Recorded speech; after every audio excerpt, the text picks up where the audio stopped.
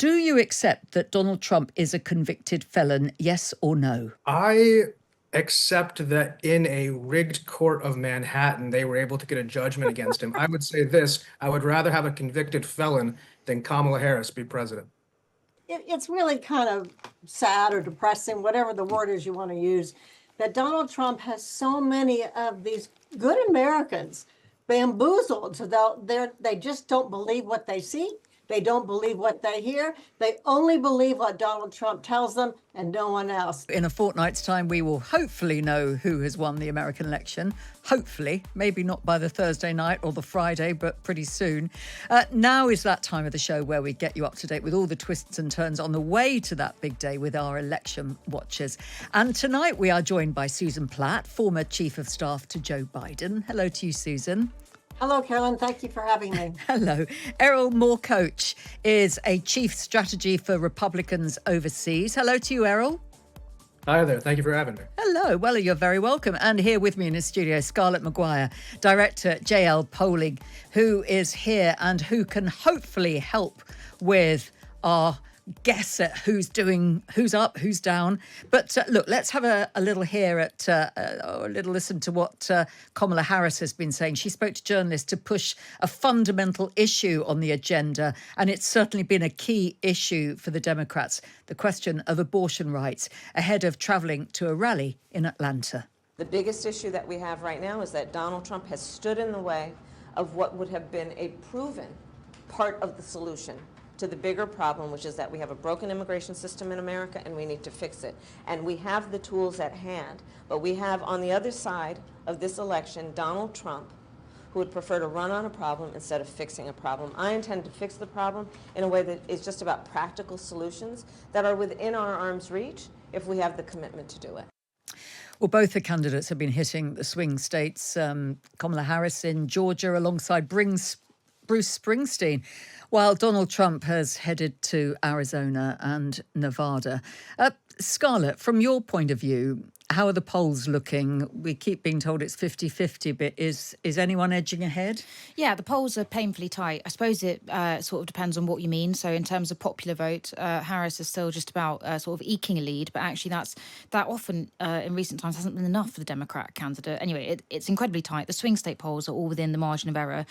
We also, pollsters look at models as well. They have models to try and work out what's going. These tend to be aggregates rather than the sort of MRPs that we're used to talking about around time of the UK election, and actually are one of those. And most other pollsters are now showing, yes, a tight race, but one that is increasingly leaning in Trump's favour.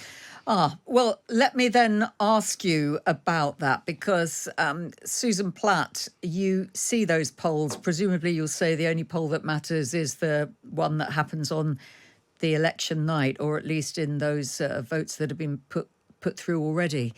But is that a worrying thing for the Democrat team? Well, Carolyn, obviously, once again, you're correct on that. I am at this point in the game, it's all about ground game and getting out your vote and trying to persuade those final few independents or Republicans to come your way. Kamala Harris has put together an unprecedented campaign in the last 90 plus days to tell us what she cares about her opportunity economy, about rights, about lowering costs.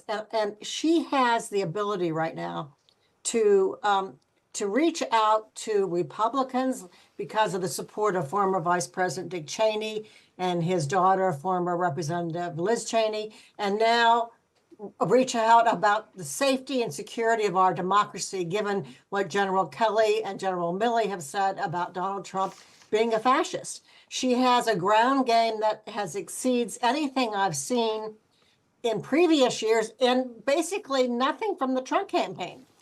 She has the money.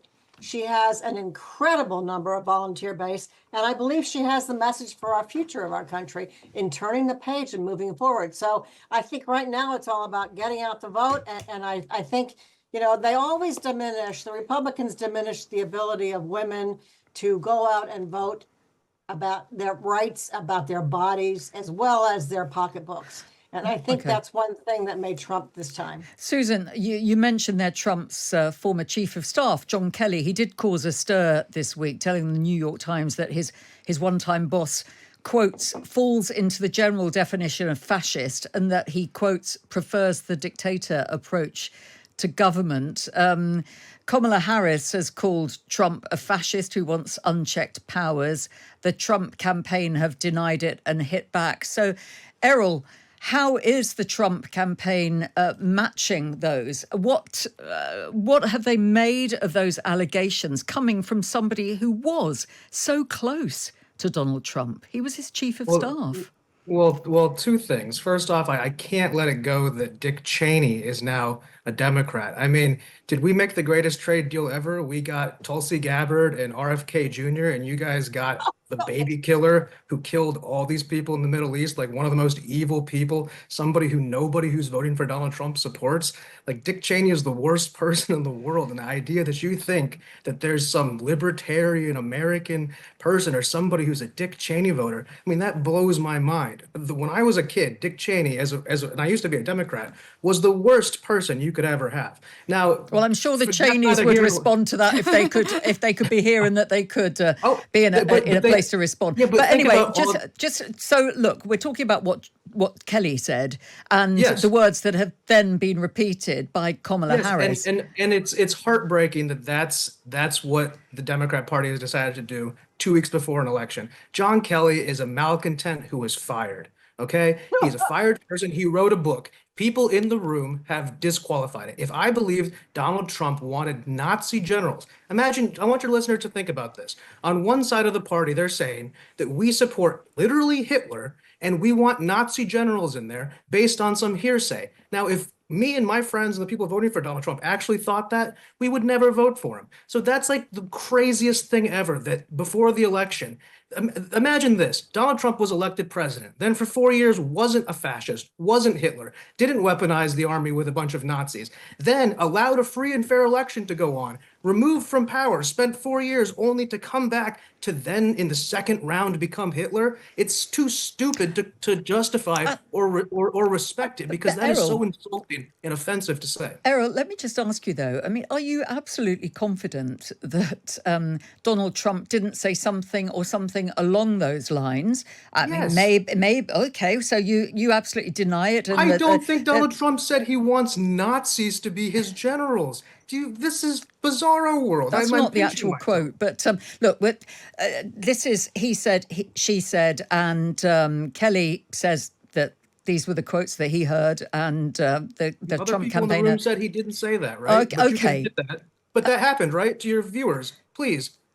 Other people in the room have said he did not say that. All right, and Donald Trump has responded by calling Kamala Harris a stone cold loser who is wholly unfit for office. And of course, the Democrats they would challenge that, wouldn't they?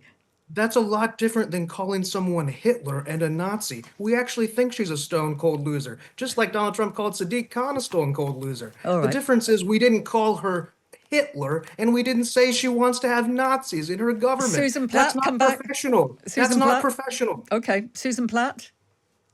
Well, Kamala Harris hasn't said she wants generals like Germany had, like Hitler had. I'll say that. And let me just say this: it's really kind of sad or depressing, whatever the word is you want to use, that Donald Trump has so many of these good Americans bamboozled, so they just don't believe what they see. They don't believe what they hear. They only believe what Donald Trump tells them and no one else. John Kelly is such an American hero. He has been, what they're doing to him now is just a disaster. It's just a shame. The man lost his son in combat. No one doubts John Kelly's veracity. Okay, well, look, Scarlett Maguire, you look at the polls, you look at how these things go down. The Harris campaign started off as talking about joy and change. And now people say, well, why have they resorted to name calling? Is this because we're in the final straight? You know, we are in those crucial final weeks of the election. Things do tend to get nasty in the final weeks of the election. I doubt whether this was always their plan to finish on this message, though. For me, it tells me that, well, at least it looks from the outside, it looks like they're a bit worried. And they're a bit worried that the momentum that she first had, which was undeniable when she first took over the ticket, was moving away from her and things were starting to move towards Trump. So to me, it looks a bit panicky. I mean, as far as I can see it, and especially talking, just by the way, we were doing a focus group of swing voters in Pennsylvania last night. Sadly, I was not there, but I did watch the feed this morning. And this issue didn't come up once. The revelations about these comments, nobody brought it up. So, you know, despite the sort of contentions as to whether or not they're true, at the moment, not a representative group, just a single focus group, but it was not on everyone's mind, which I think is worth flagging. What were the things that were on their minds? Predominantly the economy. And it's worth bearing in mind as well that these voters are undecided, so there wasn't a lot of love for either Donald Trump or Kamala Harris. But I think this brings us back to that sort of point you were talking about just now, about the message of joy and change changing into one of sort of, oh no, but look, you don't want him over there, he's scary, he's, you know, fascist, he's whatever. And I think this is part of the problem. I think that the joy and change was tapping into what voters want. Voters are desperate for some optimism, voters are desperate for some change, but they do not feel, a lot of them do not feel like Kamala Harris provided enough of a coherent platform to show what that change was going to be like, how she was going to be changed, how she was going to be different from the sort of unpopular administration that she was taking over, which is, I think, why we're in the place that we're in now. And again, that's exactly what these voters were saying last night. Susan Platt, a third of Americans apparently believe a civil war is possible after the election. That, of course, is a fear stoked up by what happened on January the 6th of 2021. Do you get the feeling that some Americans are already thinking about what happens when one or t'other wins? Well, I certainly hope we're not heading in that direction. I think it's time we start reevaluating who we are and what we want to be and the democracy we were founded on. I do think the folks that Sarah's been talking to, when they say at this point in the ballgame that they don't know who they're going to vote for yet, I think more often than not, they're not going to vote at all. Well, and yes, and actually I would like to pick up on that, because I do think that part of the problem that Kamala Harris might have is that I think her voters, even though she caught up hugely in the polls relative to where Biden was when he dropped out, we are seeing an enthusiasm gap. And we are particularly seeing that with young voters. We're actually, interestingly, particularly seeing it over the issue with Gaza, and not just within communities you might expect it from, not just with Arab American communities, but with sort of white Democrat voters as well. And that's what these people were saying last night. A lot of them said, well, you know, I would vote probably for Harris over Trump, but I just don't think I'm going to vote at all. And I would say that's a problem for her. Okay. Erol, just to come back to this question of what happens after the election, do you think there could be a civil war breaking out? Does it suggest that whatever happens, whichever way the election goes, the country will be divided? It's been a very divisive campaign, hasn't it? Certainly been divisive, but as a historian, I would have to point out that civil wars don't start between angry citizens who start skirmishes. Civil wars start in legislature.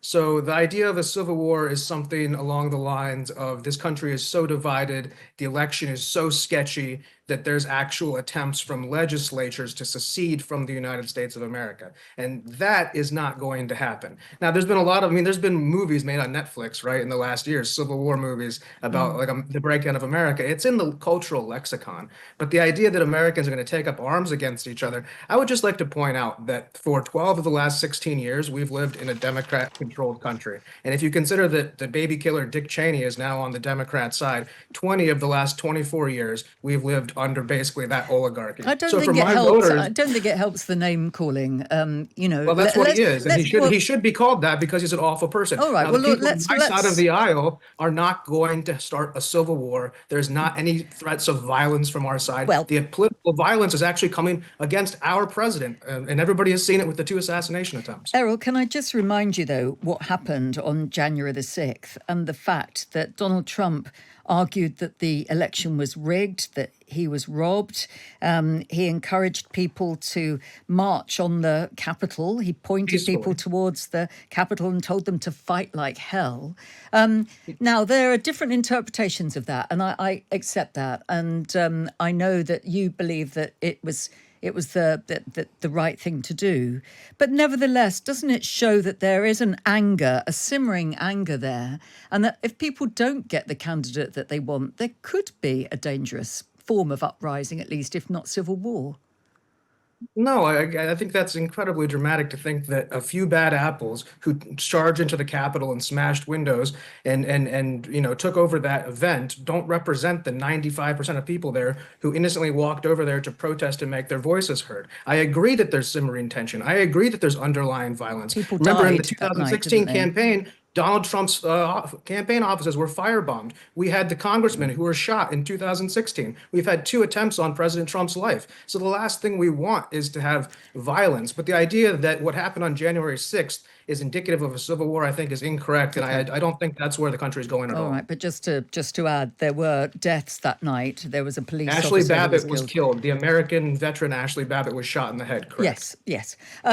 So just to go back to you, Susan, we've had some stories this week about election interference. There are two sides to this, really. There's the story about Labour officials from the Labour Party here in the UK going over there to the Democratic National Convention. Obviously, there have been questions raised about it, but does it help to have campaigners coming in from other countries? And have they been manning the phones? Have you come across any of these English or UK-based campaigners who are coming to help?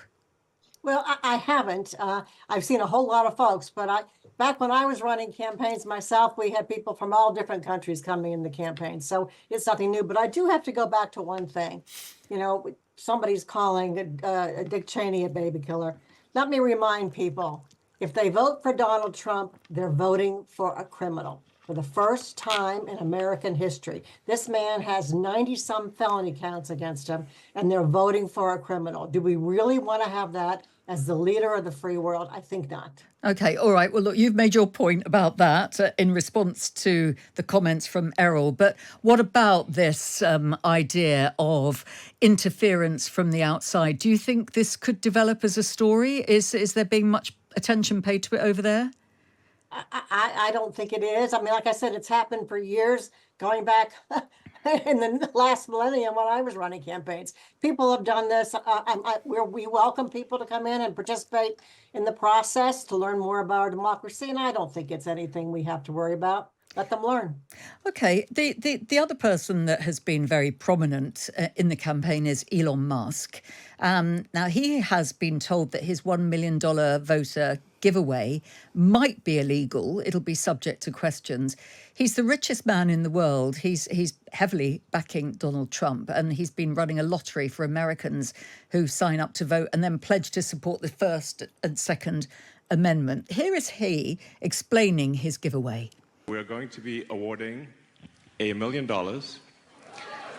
to randomly to people who have signed the petition every day from now until the election.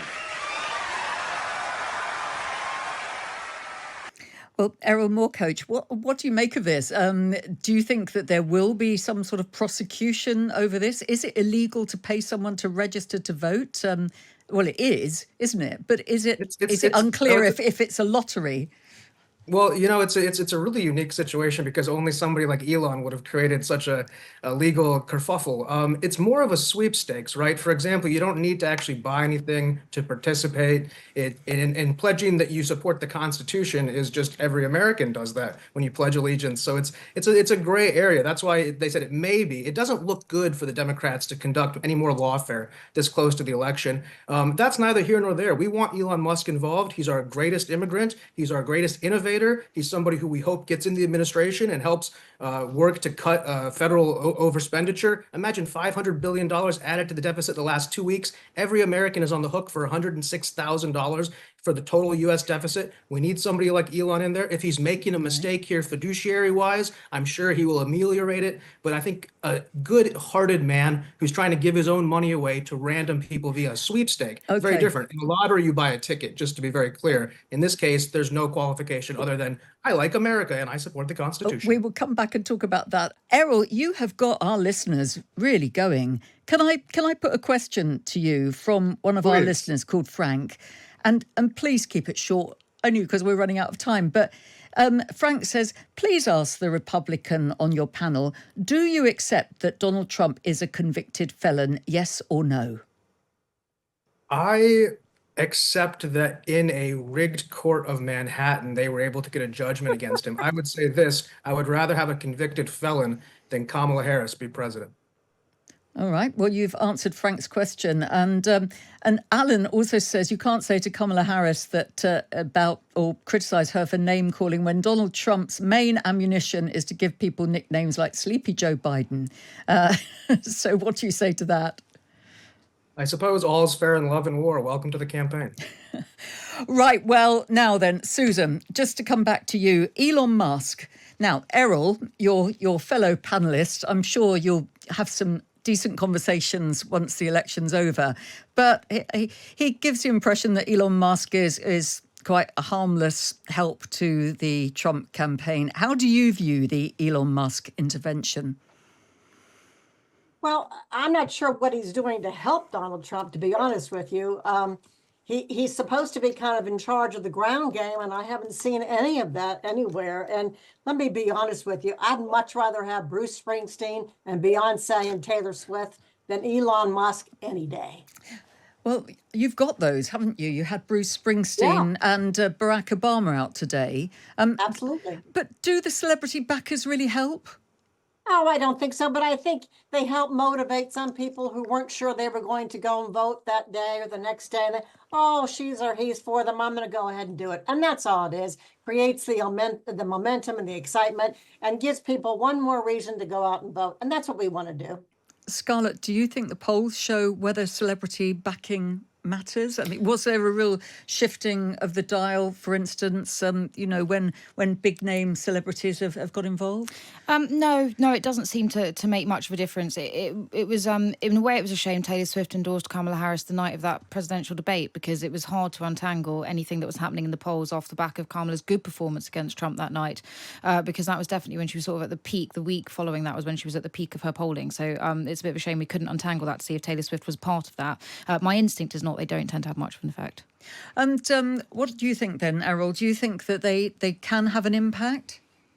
I mean, they can have an impact slightly, I think. I mean, like you it was just said, maybe some random person goes out because they weren't even going to vote and they're really a big Bruce Springsteen fan. But for the most part, I don't think so. In some ways, it hurts her, right? To moderates or undecided people who are leaning Trump, they see her go out there with more celebrities. And by the way, those celebrities aren't exactly people who Republican voters or our voters look up to. They're people who people on their side look up to. So I think it would help them galvanize their base. But as far as winning an election, if it won elections, Hillary Clinton would have been president for the last 8 years.